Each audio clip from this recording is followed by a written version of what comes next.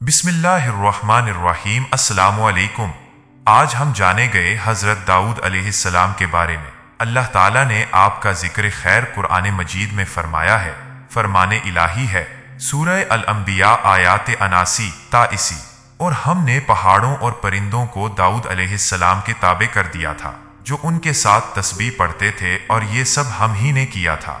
और हमने उन्हें दाऊद अलैहिस्सलाम को तुम्हारे फायदे के लिए जर्रा जंगी लिबास बनाने की कारीगरी सिखाई, ताकि वो जर्रा लड़ाई के नुकसान से तुम्हारा बचाव करे। फिर क्या तुम शुक्रगुजार बनते हो? सूरह सबा आयात 10 ता 11। और बिलाशुबा हमने दाऊद अलैहिस्सलाम को अपनी तरफ से बड़ा फजल अता किया था। हमने पहाड़ों से कहा, ए पहाड़ों, उनके साथ तुम भी तस्बीह पढ़ा करो। और परिंदों को भी हमने यही हुक्म दिया।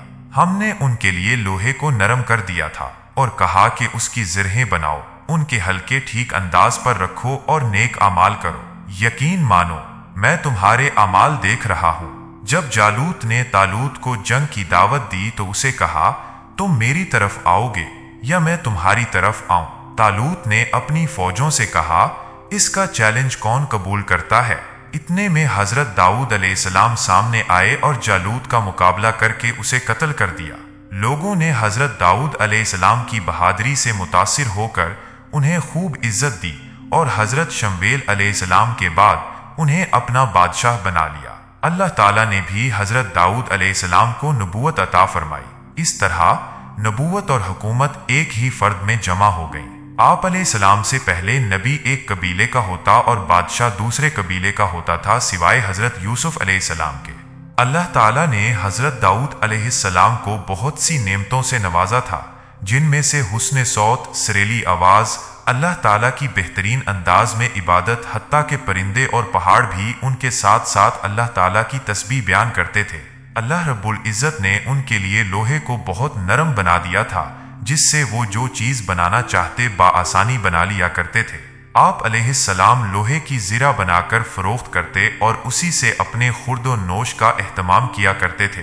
हजरत दाऊद अलैहिस्सलाम की मुआमला फहमी और कुव्वत फैसला।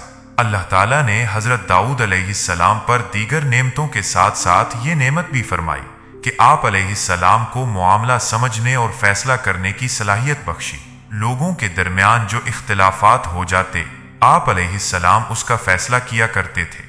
हजरत अब्दुल्ला बिन अब्बास रजी अल्लाह ताला अन्हो फरमाते हैं कि एक मर्तबा दो आदमी हजरत दाऊद अलैहिस्सलाम के पास अपना मुकदमा लेकर आए। एक ने कहा कि इस आदमी ने मुझसे गाय छीन ली है। दूसरे ने उसका इनकार किया। आप अलैहिस्सलाम ने उनका फैसला रात तक मुअख्खर कर दिया। रात के वक्त अल्लाह ताला ने आप अलैहिस्सलाम पर वही नाजिल फरमाई कि दावा करने वाले को कत्ल कर दिया जाए। सुबह के वक्त हजरत दाऊद अलैहिस्सलाम ने दोनों को बुलाया और कहा, अल्लाह ताला ने मुझे ये वही की है कि मैं दावा करने वाले को कत्ल कर दूं।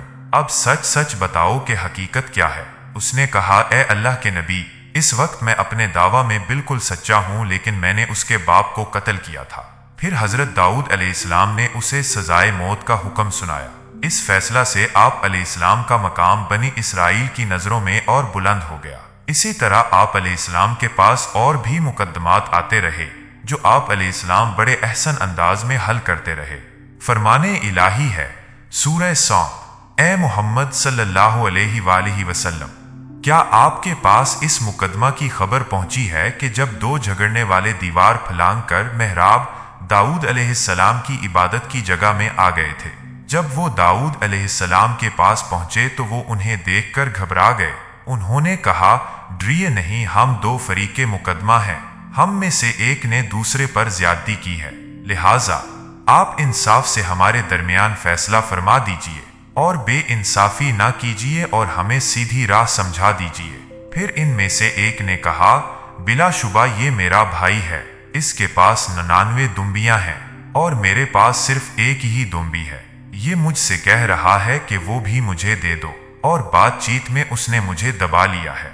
दाऊद अलैहिस्सलाम ने कहा, इसने तुम्हारी दोंबी को अपनी दोंबियों में मिलाने का सवाल करके तुम पर जुल्म किया है, और मिलजुल कर साथ रहने वाले अक्सर एक दूसरे पर ज्यादती करते हैं, सिवाय उन लोगों के जो ईमानदार हों और नेक अमल करें। ऐसे लोग बहुत ही कम होते हैं। یہ بات کہتے ہی داؤد علیہ السلام سمجھ گئے کہ ہم نے ان کی آزمائش کی ہے، چنانچہ وہ اپنے رب سے معافی مانگنے لگے اور سجدہ میں گر گئے اور ہماری طرف پوری طرح رجوع کیا، بس ہم نے ان کی غلطی معاف فرما دی، اور یقیناً وہ ہمارے نزدیک بڑے مرتبہ والے اور بہت ہی اچھے ٹھکانے والے ہیں۔ اللہ نے فرمایا، اے داؤد، ہم نے تمہیں زمین میں خلیفہ بنایا ہے، لہٰذا تم لوگوں کے درمیان انصاف کے ساتھ فیصلہ کرو اور اپنی نفسانی خواہش کی پیروی نہ کرو، ورنہ وہ خواہش نفس تمہیں اللہ کی راہ سے بھٹکا دے گی۔ یقیناً جو لوگ اللہ کی راہ سے بھٹک جاتے ہیں ان کے لیے سخت عذاب ہے، اس لیے کہ انہوں نے حساب کے دن قیامت کو بھلا دیا ہے۔ حضرت داؤد علیہ السلام کی عمر اور وفات۔ جب اللہ تعالیٰ نے حضرت آدم علیہ السلام کو پیدا کیا تو آپ علیہ السلام کی پشت سے آپ کی اولاد کو نکالا۔ حضرت آدم علیہ السلام نے اپنی اولاد میں سے ایک آدمی کو بہت روشن چہرے والا پایا۔ اللہ تعالیٰ سے پوچھا، اے میرے رب، یہ کون ہے؟ اللہ تعالیٰ نے فرمایا، یہ تمہارا بیٹا داؤد ہے۔ عرض کیا، اس کی عمر کتنی ہے؟ اللہ تعالیٰ نے جواب دیا، اس کی عمر 60 سال ہے۔ حضرت آدم علیہ السلام نے عرض کیا، اے میرے رب، اس کی عمر میں اضافہ فرما دیجئے۔ اللہ تعالیٰ نے فرمایا، نہیں، البتہ آپ کی عمر میں سے کم کر کے اس کی عمر میں اضافہ کیا جا سکتا ہے۔ حضرت آدم علیہ السلام کی عمر 1000 سال مقرر تھی۔ آپ علیہ السلام نے 40 سال حضرت داؤد علیہ السلام کو دے دیے۔ جب حضرت آدم علیہ السلام کی عمر 960 سال ہوئی تو ان کے پاس ملک الموت تشریف لائے۔ حضرت آدم علیہ السلام نے فرمایا، ابھی تو میری عمر کے 40 سال باقی ہیں۔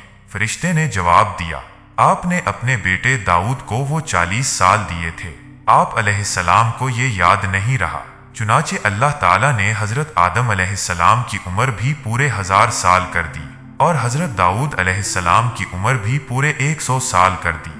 روایت مسند احمد ابن عباس رضی اللہ عنہ۔